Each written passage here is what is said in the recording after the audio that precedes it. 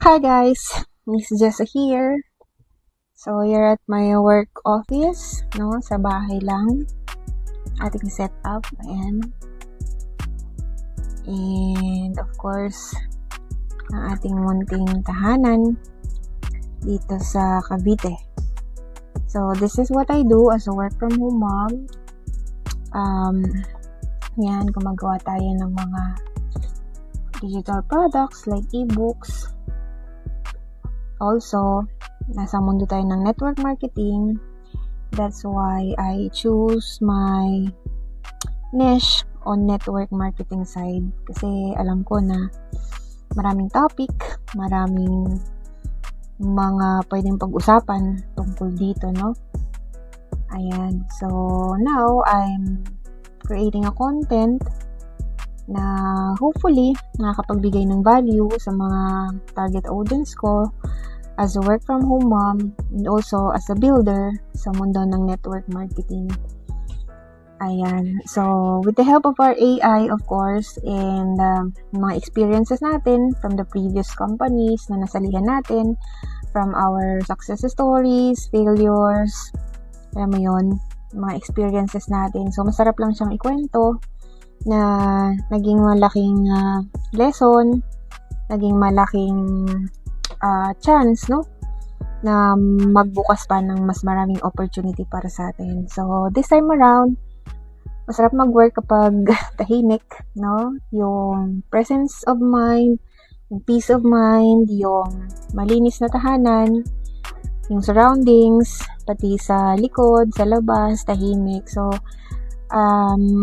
actually, that's my weakness. Pero sabi nga nila, opposite ng weakness is strength. That's why I love being alone actually. So, yan, kung sino man yung makapanood nito, no, on my TikTok story, I just love to be alone. Sabi nila, pag alone ka, lonely ka. Well, at some point, minsan, diba, depende sa pagiging alone. Pero pag alone ka naman, that you are more productive, nagpo-progress ka sa mga maliliit na bagay na ginagawa mo because you are preparing yourself for the future. Kahit hindi mo naman alam, no, kung anong pwedeng mangyari bukas, still you are doing something that your future self will thank you for. Ayan. So, gusto ko lang mag-talk. Actually, talkative naman talaga tayo kapag we are in front of our friends, no? Nakakadepende lang talaga sa process.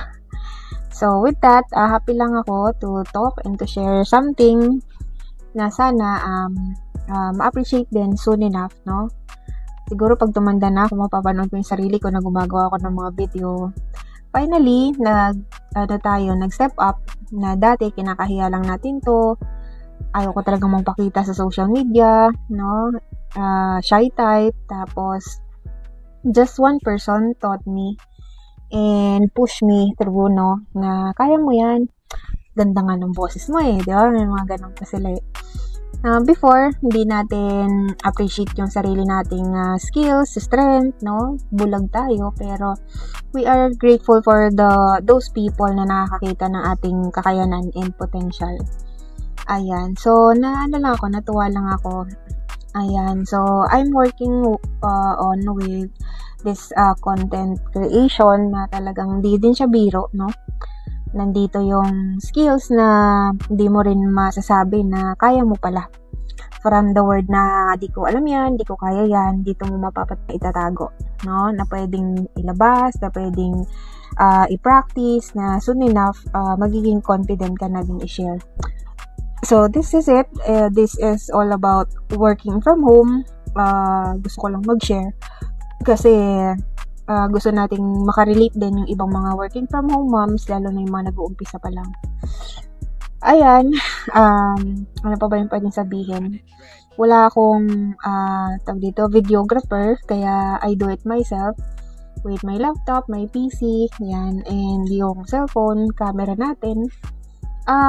Sabi nga nila, start with what you have para makapag-umpisa ka na talaga soon.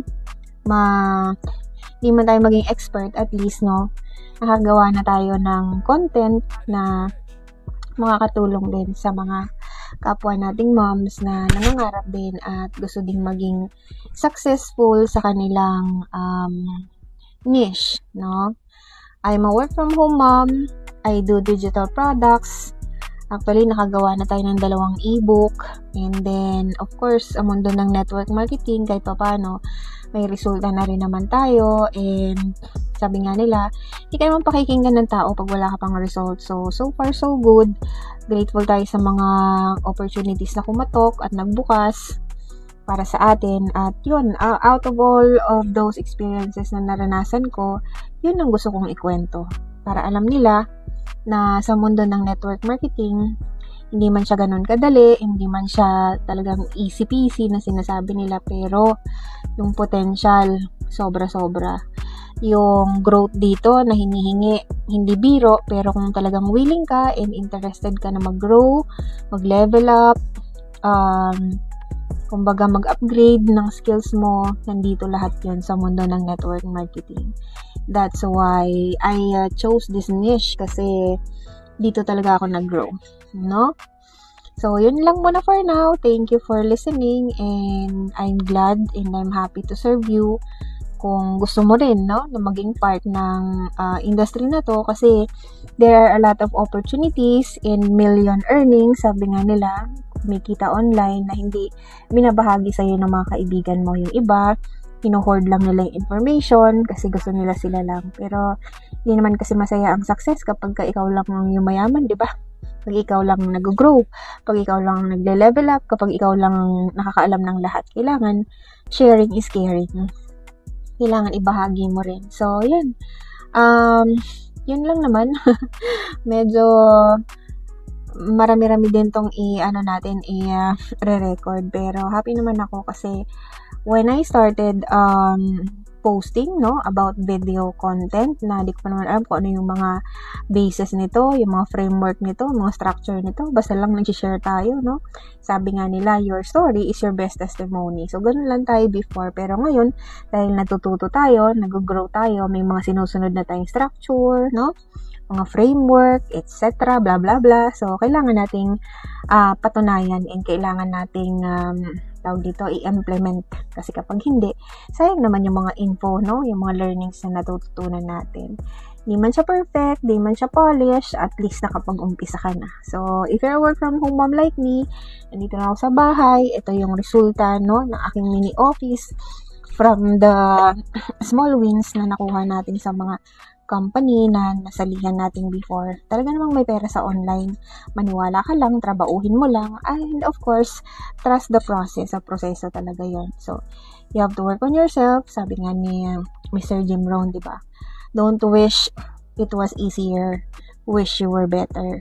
So, yun. Doon pa lang, very powerful yan. See you again on our next vlog. Ayan. Bye, guys. Good afternoon and happy Sunday. God bless everyone. Bye-bye.